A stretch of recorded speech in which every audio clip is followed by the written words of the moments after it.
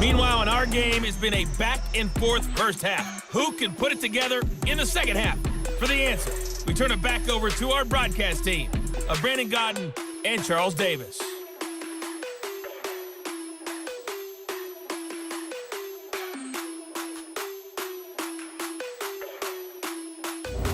All right, Coach, thank you, and we welcome everyone back for quarter number 3. Both teams appear ready for the fight ahead, and we resume action here in quarter number 3. This will be taken to the back of the end zone. And no run back here. This will be a touchback, and it comes out to the 25-yard line.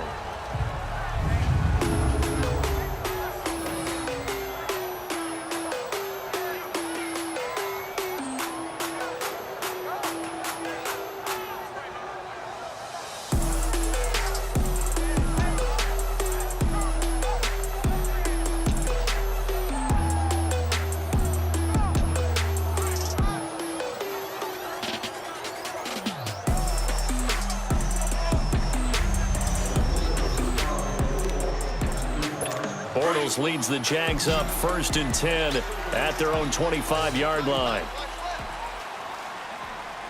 Green 80. Green 80. They fake the handoff. Now Bortles.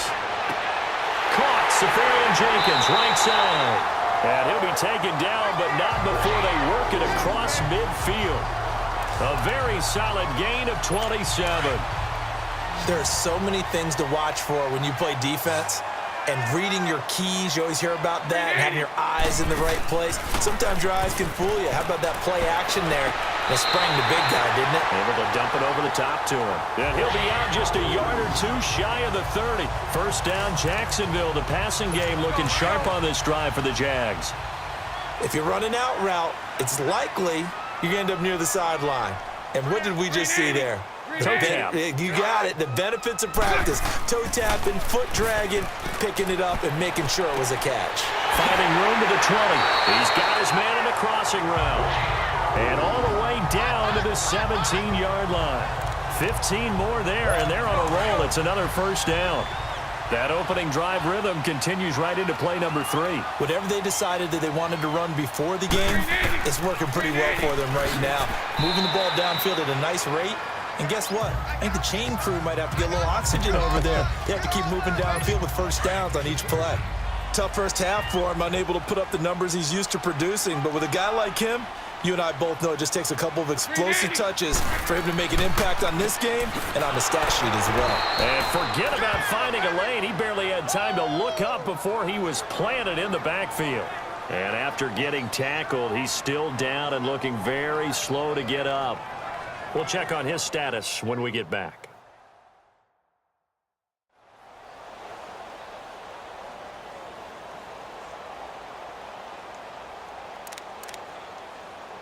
Let's go, let's go.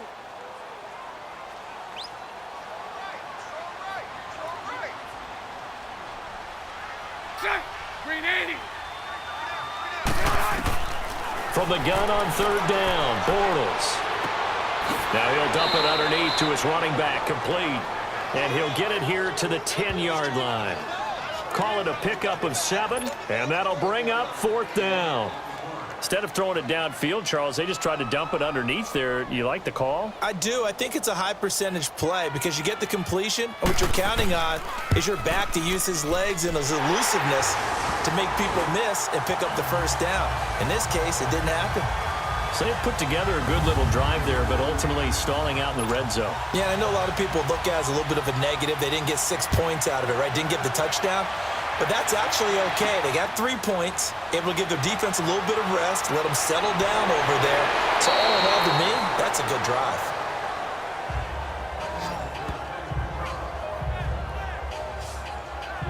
And we put our focus now on Le'Veon Bell.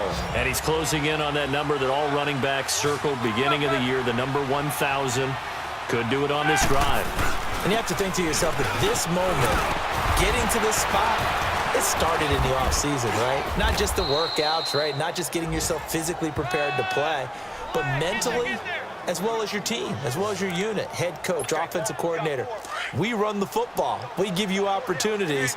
He's taking advantage of it. And when you get this close to the mark, you just hope things don't tighten up, right? You probably want to get there and get it in your rearview mirror. You really do, don't you? Because now it becomes predominant, and you wonder about play calling as well. Do you want to call plays to get that out of the way, or are you still calling plays to win the game first? That becomes the burden of the play caller.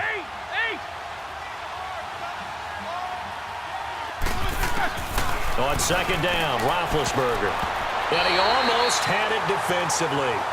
Could have been a game changer there in this second half. Instead, it's third down. Well, he did almost everything right. Excellent coverage, breaks on the football, just unable to haul it in and take it the other way. So he dropped an interception. The key for him now, don't dwell on it. Just move on to the next play. To throw here, Roethlisberger. Oh, incomplete. Nearly the pick they needed. They would have loved one there, but at least it does get them to fourth down. Well, this at least is the right idea. I think they've got to get the tight end more involved. He had just one target in the first half, incomplete. Now incomplete here with the first target of the second half. Yeah, should not stop them at all from going back to him, though. Find him. Find him. And out now comes Jacksonville as they get ready to go. And last time they got 3 points, but it was a chip shot field goal. And when you go to the sideline after a chip shot field goal, maybe the offense not too happy. It's a balancing act, isn't it? Because you're exactly right. They're none too pleased that they didn't punch it in for 6 points. But they also have to remember they did put points on the board. 3 points is 3 points. And in this league, you take points when you can get them. Not easily done. That was a route run not just with dexterity, but with intelligence. Found the hole in the zone, made sure the quarterback saw it, and was able to make the sure catch and flip the down marker back to 1. That's going to go as a loss of 2, and it'll be second down. But if these guys are going to chop into that deficit, they got to do a much better job in the run game. Caught behind the line of scrimmage, no yardage to be found. Now T.J. Yeldon. Found a little room there as he's up to about the 37. A nice job there as he rumbles for 9, and it'll be back to a 3rd and 3. Despite the blitz, they're still able to pick up a nice solid gain. The disadvantage of blitzing often alters the normal spacing and run fits and leaves creases like they were able to exploit right there. He's got the hook up to Lee. And he'll be brought down on what's going to turn out to be the final